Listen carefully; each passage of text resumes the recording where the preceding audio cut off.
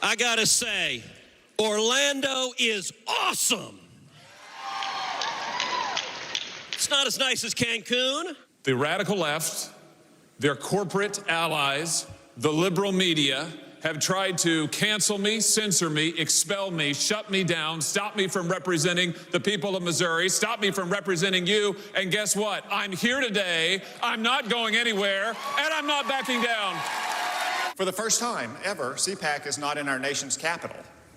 That's because they won't let us anywhere near our nation's capital. Maybe if CPAC had promised to burn down buildings and tear down statues, they would have let us up there. We won the election twice. I mean, think about it. Twice. The task for our movement and our party is to stand up to this destructive agenda with confidence and with resolve. As we stand together and defend liberty, defend the Constitution, defend the Bill of Rights of every American, in the immortal words of William Wallace, freedom! Oh my gosh. What was that? We watched CPAC, so you don't have to?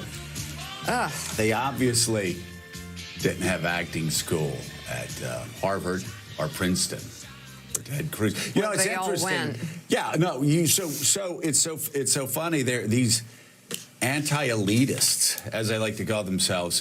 So just in those opening clips, which were chosen really for, well, the fact that you had two people that were seditionists there. One person that was talking about tearing down statues when, of course, his party tried to destroy the United States Constitution and tried to disrupt the peaceful transition of power. So you had first, let's see, you had Ted Cruz, Mr. Anti-elitist who went to Princeton and Harvard, and then you had Josh Hawley, Mr. Anti-elitist who went to Princeton, or who went to Yale and then Stanford. And then you had Tom Cotton, who talked, poor guy, he can't even get close to Washington because they're not tearing things up. Oh, no, you didn't tear things up. In fact, 300 of your supporters are in jail now. 300 Trump supporters are in jail now. Tom Cotton, a Harvard boy.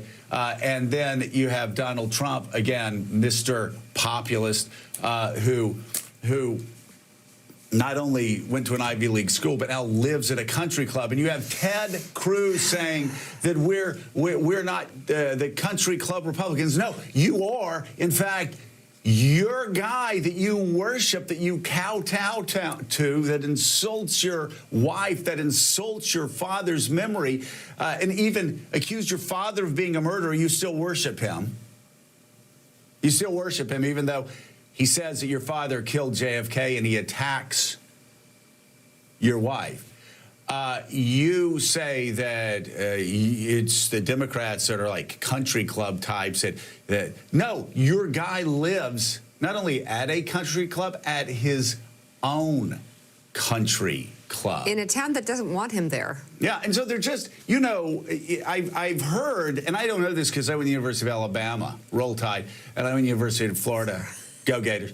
So I don't know this, but I've heard that Ivy League people can really be elitists and look down their noses at the end of, working class people, middle class people. I mean, I don't know because I didn't go there. Though I will say that, from a young age, Ivy League people, they've all worked for me. They're pretty good workers. Roll Tide. But, Mika, they spent the weekend attacking country club types. No. Hello, Donald Trump. And attacking Ivy League people. And this one guy comes out and he deliberately says, we don't want to talk to Ivy League people. And somebody told me he went to Princeton and Harvard. I checked it out, and he went to this guy. You mean one of the moderate, or one of the speakers, one of the speakers, right? So they're all Ivy League boys. Like they're all these Ivy League types, and they're such elitists. Take that down. That's enough. They get it. Oh. They're such elitists that they think their supporters are really, really stupid. And I understand Ivy League. You get in the Ivy League, I guess. I don't understand it because I went to Alabama Roll Tide. But I guess you go to Ivy League, you start thinking you're smarter than everybody else and that everybody else is dumb. I guess that's what you think, Ted Cruz. I guess that's what you think, Josh Hawley. I guess that's what you think, Tom Cotton. I know that's what you think, Donald. Yeah. And you think everybody's stupid. And so you spend all weekend attacking country club types and Ivy League. You're all Ivy League elitists. You all pass tax cuts for the richest people on the planet. You attack big tech, but you pass tax cuts that actually allow Amazon to pay zero in taxes while working class Americans and middle class Americans that you're supposed to be protecting actually pay more in taxes than Amazon when it comes to income taxes. It is such, I mean, you lie so shamelessly. You're all Ivy League brats. And you lie so shamelessly about being man of the people, Ted Cruz. Yeah, really, Princeton boy? Really, Harvard boy? Man of the people. You're against country clubs. Oh, yeah. Are you? Okay, well, Donald Trump lives in country clubs. How many days out of his presidency was he staying at his own country club? Josh Hawley, man of the people from Missouri, who went to Yale and Stanford, and is now talking about, oh, it's poor me. I'm an outsider. They won't let me talk. They won't let me. Please, this anti-elitist stuff is so shameful. And you really do. I guess, Mika, that's my takeaway from this weekend. They really do. They really are Ivy League elitists who think that their followers are too stupid to actually read up about them on Wikipedia, or are too stupid to realize the tax cuts they passed under Donald Trump made every one of those big tech monopolist oligarchs richer. I mean, my God, Bezos, because of the tax cuts, because everything else. That guy made like, what? $6 billion in one day last year. And his company paid $0 in income taxes last year because of Donald Trump, Ivy League boy, Ted Cruz, Ivy League boy, Josh Hawley, Ivy League boy, and who am I missing? All of them. Well, and of course, Kennedy. John Kennedy, who, that dog won't hunt. That dog won't hunt. And then you look at tape and like from 2004, and he's like, well, of course, I went to Oxford, and I went to Oxford University, and I am, I'm a Democrat, and I will be voting for John Kerry. We have wind-sailed together around Nantucket, and I must say, Matticat is a bit better as far as the wind coming in the eastward. I mean, come on, guys. At least take a couple of acting classes if you're going. Like, it's just, at this point, you're so shameless. Your anti-intellectual BS is so shameless that you just humiliate yourself. That's what I took out of the CPAC. Well, it kind of sums up everything. And aren't you glad you didn't have to watch this weekend? It was, very They're clowns. sweaty. And they're all clowns. With us, we have White House reporter for the Associated Press, Jonathan Lemire, founder of the conservative website The Bulwark, and author of How the Right Lost Its Mind, Charlie Sykes. Hey, Charlie, I'm going to cut, before we introduce everybody else, I'm going to cut you off. I have two more. Now, Charlie, maybe you, I don't know. Maybe you went to an Ivy League school, too. I don't know. I went to Alabama, and I'm proud of it. State guy. I love Ivy League schools because, like I said before, I've had people at Ivy League schools that are pretty good workers. They've been working for me since I was 23, 24. So I like Ivy League. But these guys go up, and they're these elitists talking about, our anti-elitists attacking Ivy League schools. And they went to Princeton and Harvard. They went to Yale and Stanford. It's really, again, Ted Cruz. And Cruz mocking him being a deserter leaving his state, a seditionist and a deserter, leaving his state while people are freezing to death. And that's a punchline of a joke at CPAC. These people, I mean, I got to say, I don't know how we were ever members of that party. I just don't know. I don't recognize it at all. Okay, and you left out one thing. Remember, Ted Cruz, when he went to Cancun, was staying at the freaking Ritz-Carlton. So man of the people, who's talking about it, we are not the country club party, when the guy, look, I mean, how many times can you point this out? Donald Trump lives in his own country club. I mean, it is as ridiculous as you could get. But, you know, I mean, they're all like, you know, playing. They're going through the role. They're, you know, look, this is, you know, what really struck me about CPAC was this is all culture war all the time. It's all Trump all the time. It's all demagoguery all the time. There are no ideas. There's no policy. They were unrepentant. They are unreflective. You know, here you're having the CPAC event, and we are, what, a couple of months out from the attack on the Capitol. We have 500,000 dead Americans. And you would not know any of that happened. So it's all like, I am the man of the people. Here are the people you should resent. Here are the people you should blame. And so you really got kind of, you know, the mask of what conservatism has become ripped off. And by the way, Joe, your point, over the weekend, I kept saying to myself, how was I ever in the room with these people? Was I ever aligned with them? Why did I ever think that I shared values with these people? Because you see them up on the stage just strutting around and playing, and there's no principle, there's no consistency, there's no policy, and they're living in an alternative universe. I mean, you would think that there would be a moment we'd say, hey, maybe we ought to rethink, maybe have a little bit of introspection about the sedition, about the white supremacy, about the fact that we failed to protect 500,000 Americans from dying. None of that. No reset. No looking in the mirror, except that, yes, Ted Cruz, man of the people, freaking Ritz-Carlton. We are not, the country club party. And then, of course, they bring in the Orange God King with their orange idol, who lives in a country club. I mean, it's beyond parody. I heard this, by the way, CPAC described as the insurrection after party. That wasn't me, but I thought that was a pretty good description.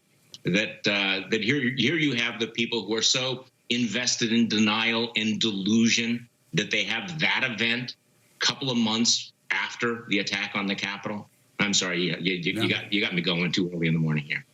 No, and Mika, it is. Here we are, less than 2 months after an insurrection against the United States of America, and they're giving standing ovation and worshiping a guy who, again, led that insurrection, who was begged by Kevin McCarthy to call off his terrorists, and he refused to do it. In fact, got very angry at Kevin McCarthy and said, well, I guess they're more upset about me losing the election than you are. Well, we also have with us member of the New York Times editorial board, Mara Gay, and national political correspondent for the Washington Post, Dave Weigel, joins us. Good to have you all. Dave actually did go to CPAC. And Dave, I saw some of your reports, some interesting theories about who really is president right now, and like something about the Pope, and how big was the QAnon presence this weekend? That was fairly limited, right? But this is the degrees we're talking about are that QAnon conspiracy theorists were definitely kept out of there. I saw one activist pretty well known, the guy who people think is JFK Jr. I saw him inside one day, and then I saw people reporting that he was not allowed in the next day. The conference itself was pretty good at policing real fringe stuff. There was a big rally outside. I'm not sure how much coverage it got, but while the motorcade was coming, there was a rally of 150 or so people, and I saw the leader of the Proud Boys was there. I saw QAnon signs. I saw conspiracy theories.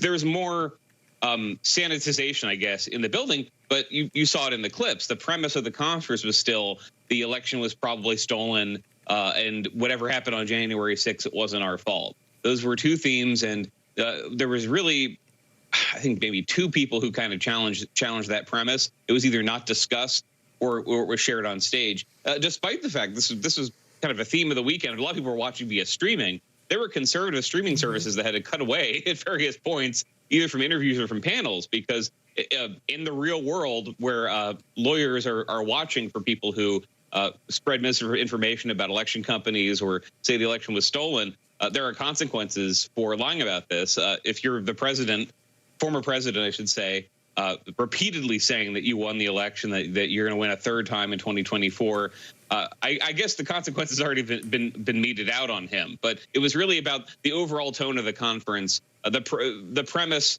and you heard this reflected in the audience, was that, well, something happened. Donald Trump was not president anymore, but he surely didn't lose the election. Wow. Well, here we go. It was really hard to believe this is what we had for 4 years. Here's some of former President Trump's hour-plus speech yesterday at CPAC, complete with an enemies list. How Nixonian of him.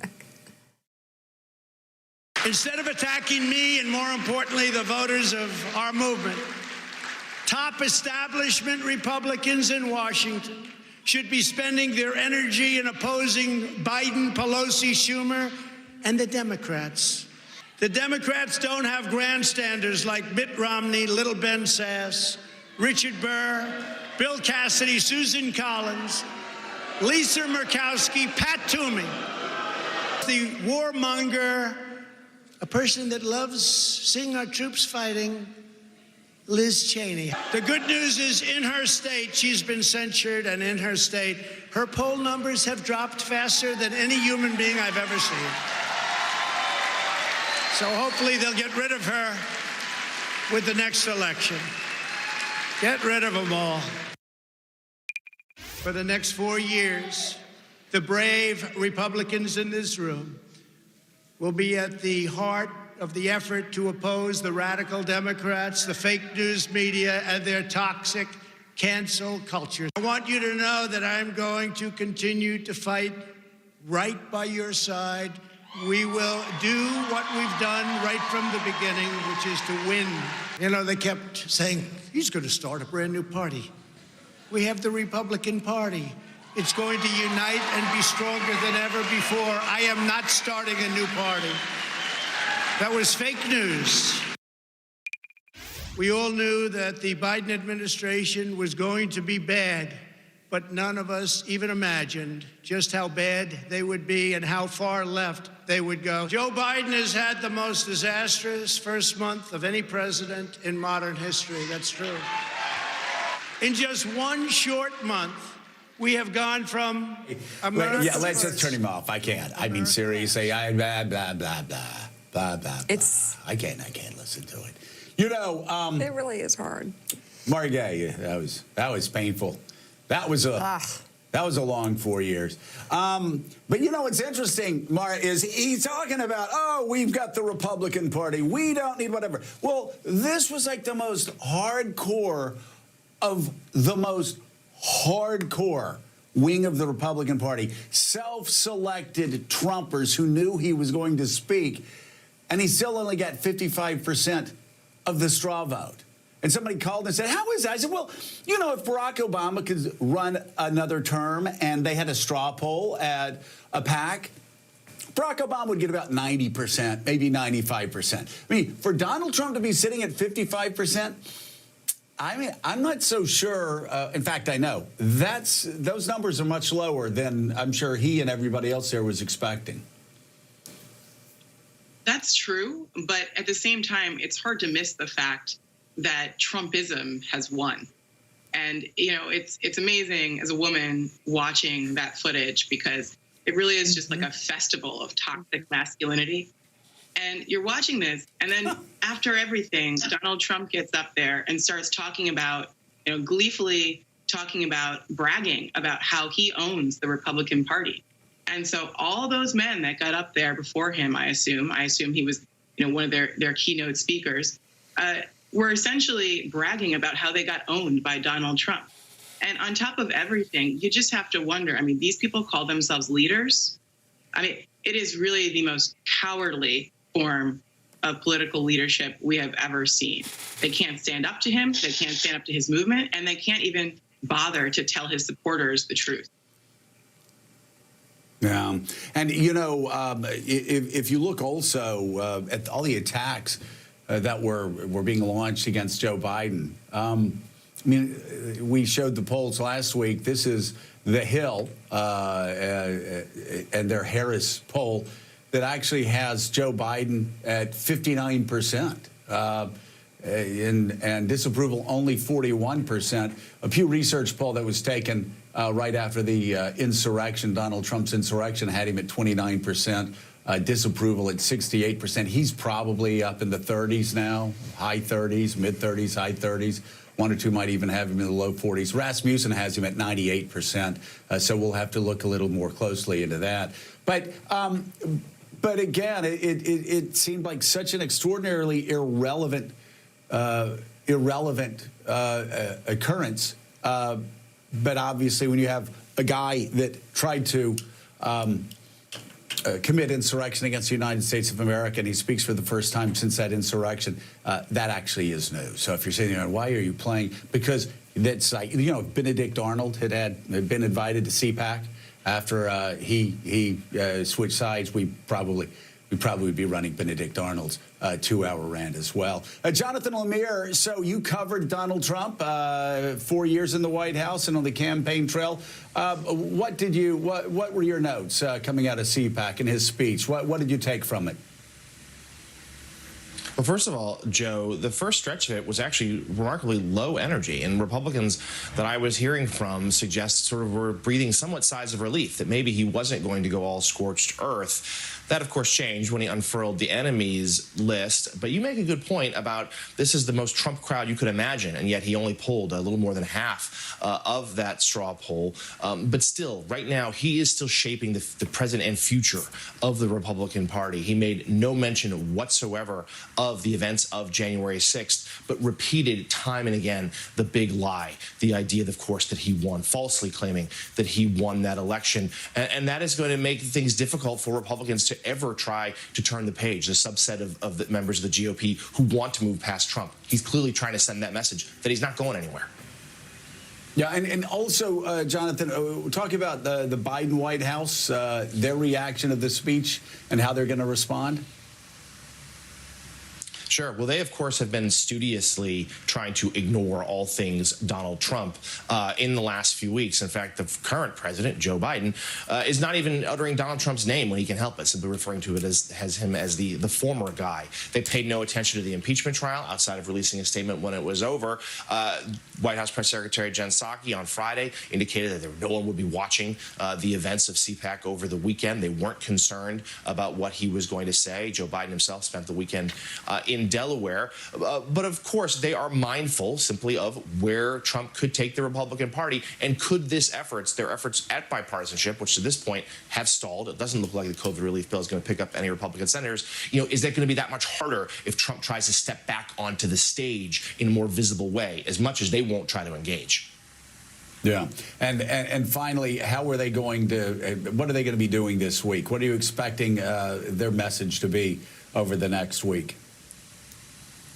Well, they don't want to talk about Donald Trump. What they do want to talk about are two key things. First of all, that COVID relief bill. March 14th is the deadline they've set to get this done. That's when a lot of these unemployment benefits start to expire. That's now 2 weeks away.